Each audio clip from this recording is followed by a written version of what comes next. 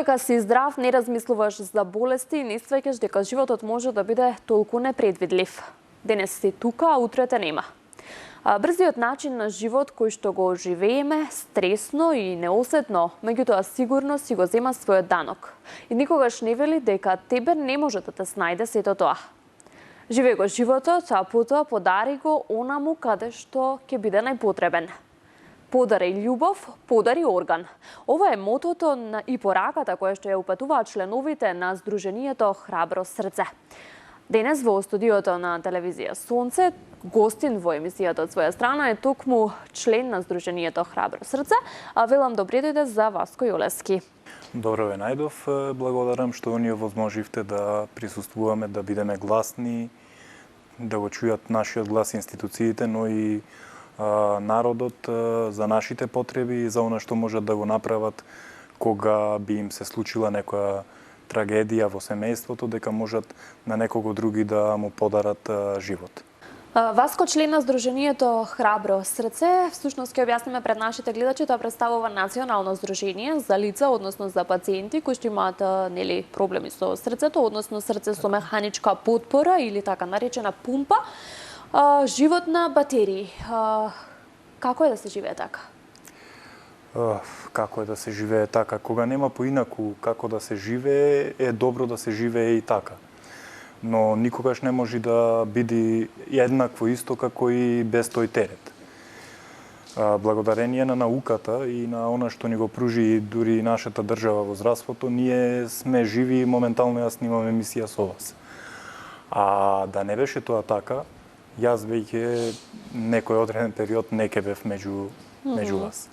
Член на Сдруженијето Храбро срце, колку време веќе, односно еве за мотото, за пораката која што како Храбро срце ја испраќате до оние каде што треба да стигне нели тој глас? Во Храбро срце сум јас нов член, да кажам, бидејќи операцијата на мене е ставена, имплантирана е пумпата 2 јули минатава година. Мотото на Сдруженијето, односно за она што се залага, е прво да се разбуди свеста кај народот дека органодарителството е највозвишен чин во текот на еден живот, дека кога би изгубиле некој близок, можеме да подариме живот на некој друг. Но активностите на Сдруженијето не се засноваат само на тоа. Активностите на Сдруженијето се и да се олеснат некои други благодети, да ги наречам, по однос на здравството за пациентите кои што се во таа група на пациенти со механичка потпора, а имаме членови и кои што се со срцева слабост, до толку напредната што е неопходна трансплантација на срце. Така, Васко, механичка потпора, односно пумпа, живот на батерии, така кажавме. Кажи ми што подразбира ваквата механизација на која што всушност нели буквално работи твоето срце, односно како работи срцето на ваквите пациенти? Значи, срцето пред се работи нормално како и вообичаено, со тоа што бидејќи толку е напредната болеста кај нас, срцевиот мускул е дотолку проширен и немојќен да испумпа крв во останатите органи низ телото за да функционираат како што треба, вградена е минијатурна механичка потпора, односно пумпа, која што помага на срцето да ја пространи крвта до целото тело. Таа пумпа се контролира со контролер, кој што е надвор од телото и кој што е поврзан со батерии кои што ни овозможуваат подолг период да сме независни од кабелот со кој што сме врзани во електричната мрежа. Меѓутоа сета таа механизација ја носите со вас континуирано, мислам постојано. Да, континуирано се носи. Батериите се полнат, претпоставувам? Батериите се полнат на полнаш, додека одмараме дома, односно додека спијаме сме на кабел, а се полнат батериите. Контролерот си ја врши својата работа, ќе го покажеме во текот на емисијата и контролерот и начинот на промена на батерии. Тој регулира се. И од тука доаѓа неопходната спремност на докторот што ве води понатаму, да знае како да ги подеси брзините на пумпата, како да ги подеси сите најситни параметри до микроединица, затоа што ако тоа го направи погрешно, нас ќе ни дава погрешни податоци контролерот. А врз основа на податоците од контролерот ние знаеме кога треба да внесеме повеќе течности, кога треба помалку течности, кога треба некоја храна да ја земеме, кога не, и кога ни треба дополнителен медикамент, а кога не треба да го земаме тој медикамент. Со една микроединица, ако се погреши, може да дојде до водење на здравствената слика во погрешна насока. Тоа да резултира со наши епизоди кои што не би ги сакале да ги имаме, да не доведе во шок и така натаму. Васко, од кога оваа состојба и кажи ми дали ова резултираше на некоја друга последица? Јас како дете, 4-5 годишно дете, ми е диагностицирана лимфна акутна леукемија. Лекуван сум во државната клиника, детската клиника во Скопје. Навидум сум излекуван без последици со хемотерапија. Но во тоа време многу малку се знаело за следење на срце и така натаму. Подоцна 2011 година јас осетив за прв пат срцева слабост. Се обратив до кардио центарот во Охрид, кај доктор Бакрачевски, ми диагностицира срцева слабост со 30% ежекциона фракција, која што само по себе уште тогаш беше многу ниска. Но тимот од кардио заводот во Охрид ме водеше со медикаменти допред речиси 2 години без зголемени проблеми. Функционирав нормално, дури и повеќе од нормално за таква ситуација, бидејќи бев работно активен. Така е, сега кога дојде моментот, ќе те прекинам тука, извини, да ти мора да се одлучиш за механичка потпора? Пред 2 години јас осетив голема потешкотија во бавување на секојдневните обврски и се обратив повторно до заводот во Охрид, каде што ми беше кажано од доктор Бакрачевски и доктор Елена дека мене всушност уште 10% ми е намалена ежекциона фракција. Падната е на 20% и оди подолу. После тоа ја сака второ мислење и се обратив во клиниката Жан Митрев, каде што бев примен и прегледан од доктор Тања Анџушева, која што ми соопшти уште по-лоша вест, дека срцето мое буквално би се распаднало ако не се постави таква потпора. Така, може ли да видиме таа? Да, значи пумпата е ставена во нормално во телото. Она што излегува од пумпата е овај кабел. На начин што превиена е раната стерилно. Така. Со фолија ставена за да може да не се навлажни и да не е во контакт со прашина и воздух. Тоа е тој кабел што излегува од телото и е поврзан за овај контролер. Ова е контролерот кој што дава параметри што треба и како треба да се работи. Тоа е моментално брзината на пумпата, 5100 обртања. Ти сето тоа нели го пратиш? Да, тоа го пратам. Тоа е литри во минута помината крв. Така. 4,3 литри. Тоа е пулс индекс. Во моментов ми е малку повисок од она што треба, но тоа не е голем проблем и има и некои други параметри кои што постојано мора да ги следиме и според нив да се носиме со проблемот. Така, претпоставувам има и резервни батерии кои што Батериите на контролерот се овие кои што го напојуваат со електрична енергија за да може да функционира пумпата.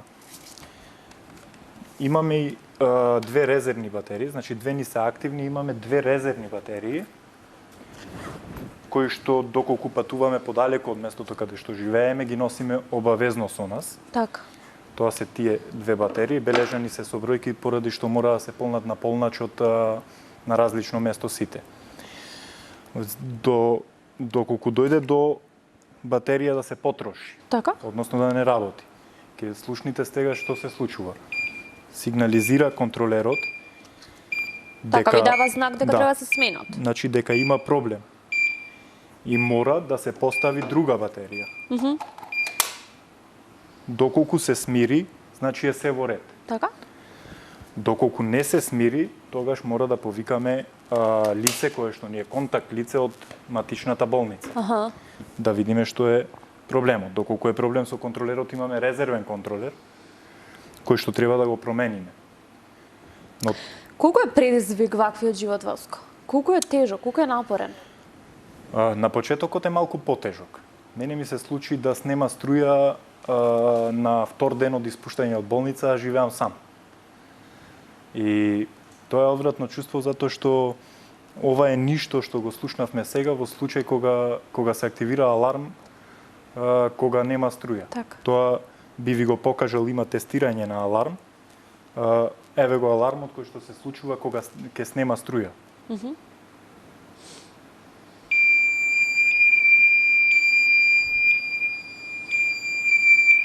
И трае 30 на секунди, мора да го сослушаме. Така.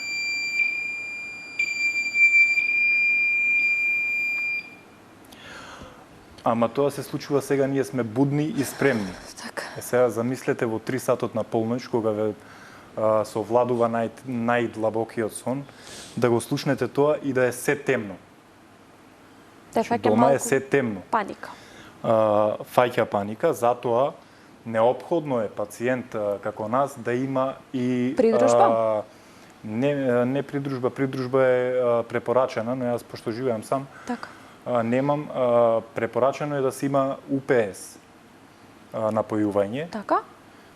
кое што би било врзано за акумулатор Во случај и нели би ни обезбедило доволно време за да се префрлиме ние на батерии или во случај на подолг прекин на електрична енергија, да може да стигнеме до полициска станица, до болница, до бензинска пумпа, онаму каде што би можеле да видиме приклучени на електрична енергија Така. со помош на агрегат. Така. И сега, Васко, до кога ваквата состојба? Што велат докторите? Ти ни напомена дека се лекуваш во Жан Митрев. Да. Во Македонија веќе беше извршена првата трансплантација нели на срце кај 54 годишен пациент кој што за среќа помина успешно. До кога ова? Значи има општо прифатени се овие девајси како моздотрансплантација или времено поставување до опоравување на сопственото срце, Аха. а во трет случај го носиме доживотно.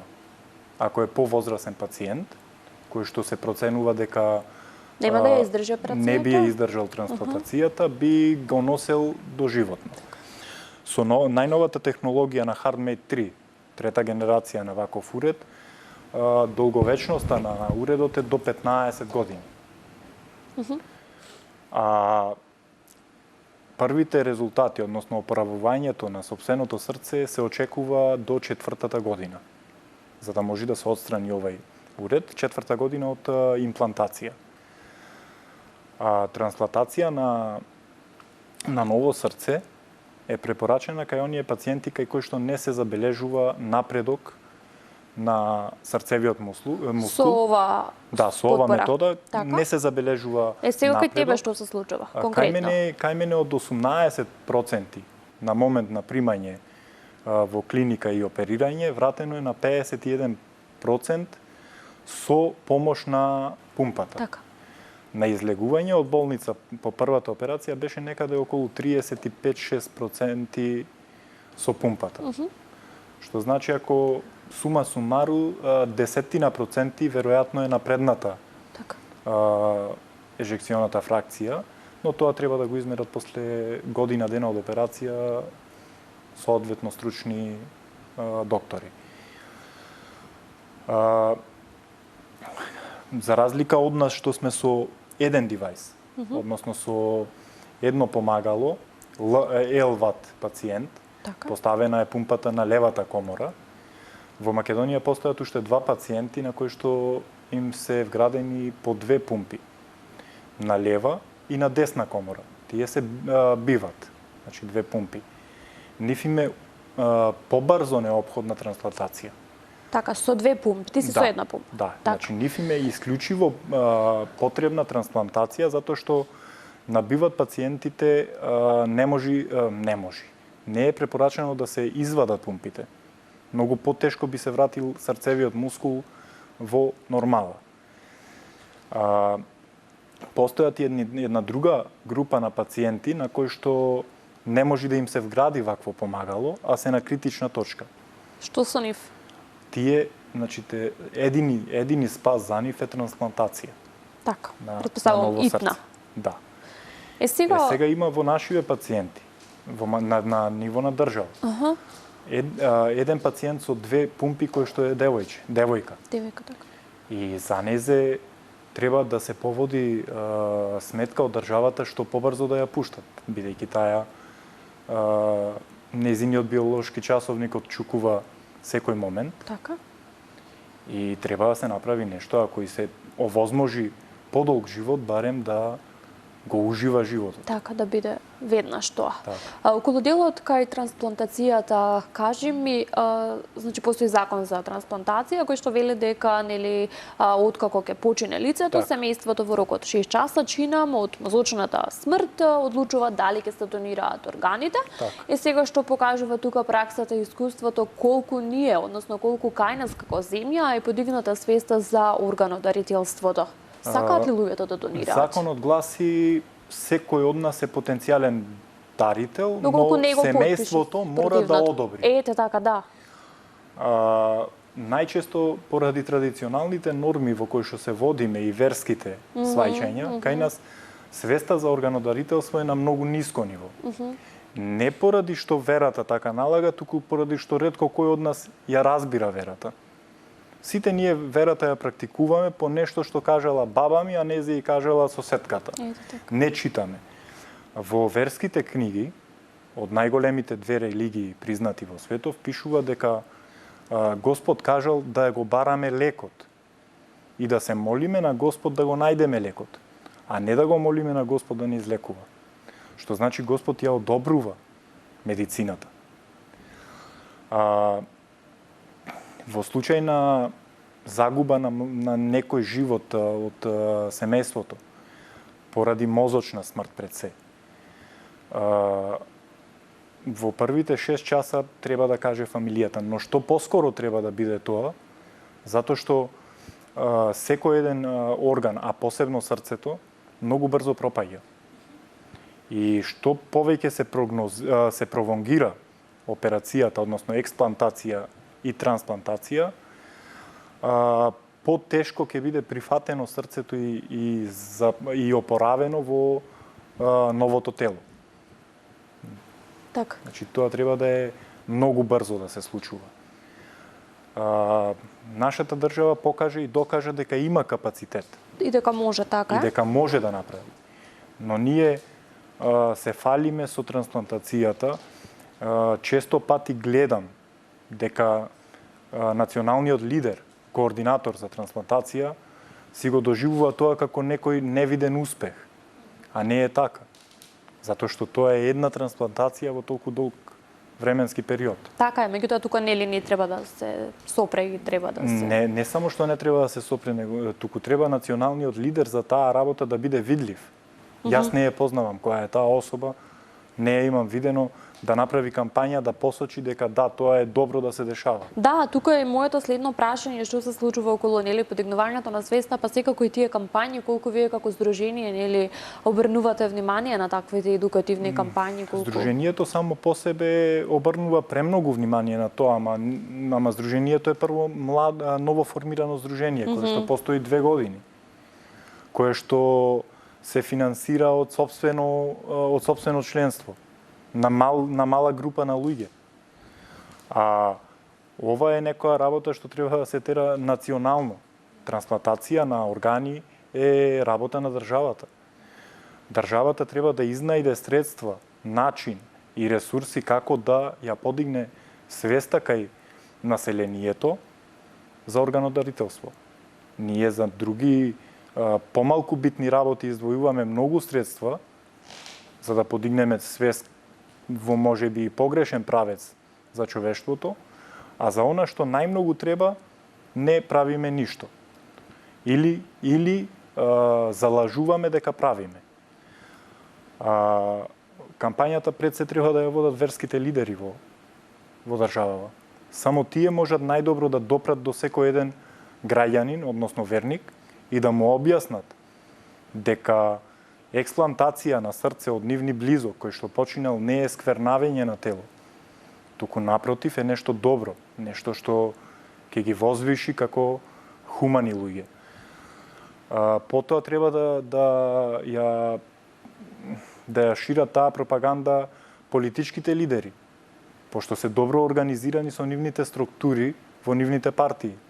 Тие веќе имаат структура. Не е проблем да ја искористат таа структура за да помогнат на нешто, не ние како пациенти.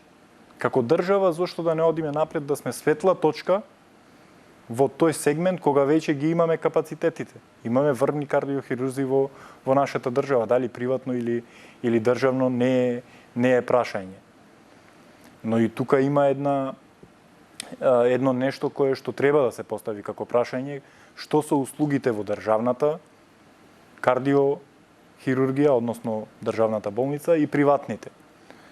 Зошто во приватните клиники е степенот на услуги и на пружење на здравствени услуги е на толку високо ниво, а во државната да, тоа беше моето следно прашање. Вашата состојба е комплексна. А колку фондот за здравство ги покрива терапиите, медикаментите и сите оние? Ние сме ставени во ситуација да фондот за здравство нам ни поклони операција, скапа операција, морам да признам, која што ни пружи живот. А сега сме оставени на себе и сопствениот джеб и ресурси, дали ќе го зачуваме тој живот. До тогаш? До онај момент додека дојде до трајно решение, било да е експлантација на уред или трансплантација на срце, а тоа кошта многу. Со тоа што ни беше ветено дека од 1.1. оваа година, 2021 година, ќе ни се одобрат некој пакет на услуги, кој што вклучуваше редовни преварски, кои што се случуваат на секој 7 до 10 дена, за да не се инфицира раната, пошто тоа е отворена рана каде што излегува кабелот, бесплатни прегледи и преварски. Но условено да тоа се врши во државната клиника, а не онаму каде што ние би избрале, односно онаму каде што не следат од сам почеток. Што пак и поставува друго прашање, зошто ние не би се согласиле да прегледите ни се вршат во државната клиника. За секој еден обичен гледач на емисијата што ќе ја проследи, ќе рече, па што им менува, и тука има добри доктори, ево трансплантацијата се вршеше во државната клиника. Ама има едно друго нешто што народот не го знае. Процентот на смртност одредува кај секој еден пациент кого ќе го избере да го лекува. Операцијата како операција ќе ја изврши кардиохирургот. Тоа може да е и врвен кардиохирург, може да е и било кој што ќе ја заврши успешно. Многу побитно е интензивната, постинтензивната нега и потоа, кој ќе ја води таа. Во државна кардиохирургија дури и немаат монитори, немаат компјутери за да ни ги контролираат нашите уреди. Наводно, сега ќе набавеле. Добро, ево денеска ги набавиле тие монитори, да земеме дека денеска ги имаат. Колку време е потребно на вашата телевизија да го дајме најсофистицираниот компјутери, најсофистицираните камери што постојат, со најдобриот програм, за вашите стручни лица прво да ги проучат, а потоа да ги применат. Тука е прашањето. И на крај краева, ако државата плаќа, што е битно дали ќе ги даде парите таму каде што не оди како што треба работата, или ќе ги даде на друго место каде што ние ќе избереме, исто како што се вршат и сите операции на отворено срце. Избираме дали државна сакаме, дали Систина или Жан Митрев. Сега и после тоа негата нека ни ја пружат. За државата не сме голем терет, затоа што сме 15 на пациенти, а може да ни го овозможи тоа. Васко, на што се надеваш? Кој ќе биде следниот чекор? Лично за мене јас се надевам дека ќе биде следен чекор експлантација на пумпата, така? Но тоа не значи дека не се залагам да се промовира, односно да се подига свеста кај за народот за органодарителство, затоа што не се знае на кого што ќе му притреба во иднина. Не значи дека ако некој е целосно здрав, утре заутре нема да му притреба така било кој орган. А и добро е државава, бидејќи има капацитет да се развива во тој поглед, и економски е подобро за државата, ќе доаѓаат од странство да ги прават тие операции, и за нашето население, и хумано е, и така натаму. Така. При самиот крај, која ќе биде пораката еве која ќе упатиме кон сите оние луѓе кои што ќе го погледнат ова интервју? Можеби конечно да се подигне, јас велам, свеста за органодарителството и за овие лица кои што се соочуваат со, нели, срцеви болести. Од некаде треба да се почне. Значи, од некаде треба да се почне. Пораката е секој еден кога би размислувал дали би подарил орган или не, да се присети дека нему или на некој негов ближен може да му затреба во иднина. Тоа секако ние кога заминуваме на другата страна, не ни е битно дали ќе заминеме со нашите органи, кои што ќе пропаѓаат во земја, или ќе подариме на уште можеби еден, а можеби 5-6 други луѓе да живеат квалитетно. Зошто нашето срце да не продолжи, нели, да... Точно. Зошто наш орган да не биде живот за некој друг? Подари срце, подари живот, викам јас. Не мора да значи дека е среќа, нека е живот, не мора да е љубов, нека е живот, за да биде возвратено. Васко, овде ќе ти се заблагодарам што одвои дел од твоето навистина скапоцено време, што дојде овде во студиото на телевизија Сонце и што сподели еве со мене и со нашите гледачи дел од животот на батерии, така ќе го наречеме. Ти честитам за храброста, за упорноста, за борбата, ќе ти честитам да продолжиш да бидеш така храбар. Се надевам дека еден ден ќе седнеме и ќе го испиеме нашето кафе без сета оваа апаратура, а до тогаш само здравје ќе ти пускам. Благодарам за сите убави зборови, благодарам и за тоа што ме удостоивте да можам да го кажам она што сакав да го кажам, да допре до вашите гледачи, вашата публика, и јас се надевам дека ќе се видиме друг пат само за убави работи. Така е. Благодарам. Почитувани гледачи, тоа беше уште едно издание од емисијата Од своја страна. Се надевам и уверена сум дека и со овој разговор успеавме да допреме до многумина од вас. А јас ќе го посакам само мотото кое што всушност го кажа и мојот денешен гостин, односно подари срце, подари живот, бидејќи на крајот од денот не знаеме на кого од нас може да му затреба истото. Затоа да бидеме хумани и да даруваме. Ќе ви посакам добро здравие, ние се гледаме за 7 дена. При самиот крај упатувам посебен поздрав и посебна благодарност до бутик Мај Мода, кои што имаат навистина нови колекции, многу попусти кои што можете да ги посетите овде во центарот на Скопје, до мојата шминкерка Самра и Мери. Се гледаме за 7 дена. Бидете поздравени.